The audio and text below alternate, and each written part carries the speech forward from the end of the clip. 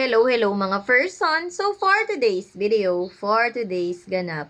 6 months na nga si Baby Ellery ngayon. Mula nga ng first month niya hanggang 5th month ay maaga kami nakakapag-DIY pictorial. Kaya lang ngayon mga person, hapon ko na talaga to nagawa sa kanya. Masyado nga kasi kaming busy kahapon dahil birthday nga ng Daddy Gerson nyo, napagod at napuyat kami kaloka. At syempre, hindi magpapahuli itong kanyang number cake. Maaga nga itong dumating. Mabilisang picture na lamang ang gagawin ko dito kay Baby Ellery.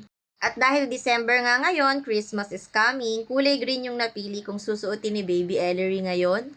Heto nga't napakalikot na niya, bibihisan ko na siya. Sana lang talaga hanggang mag 1-year-old siya ay ma-perfect namin itong kanyang DIY photoshoot. Tingnan niyo naman, parang susuko na talaga ako dahil sobrang likot na talaga ni Baby Ellery, hindi ko na talaga kinakaya mag-picture sa kanya. Mabuti nga dito ay medyo natulala si Baby Ellery, kaya ayan, sinamantala ko na nga rin mag-video at mag-take ng photos dyan. Kaya lang napakabilis talaga ng pangyayari, Diyos ko. Ayun na nga ang sinasabi ko na disaster na naman yung cake niya. At tingnan nyo, ayan, kalat-kalat na, nasipa na niya, Diyos ko.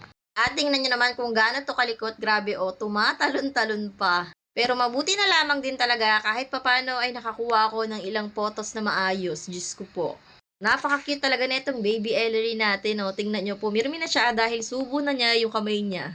Pampakalma niya talaga yung mga person. Iniisip ko nga kung bibilihan ko na ba siya ng pacifier. Dahil malaki na nga siya para mag-utot-utot ng kamay na yun. O siya, hanggang dito na lang. Thank you for watching. Merry Sixmas, Baby Ellery. Babu!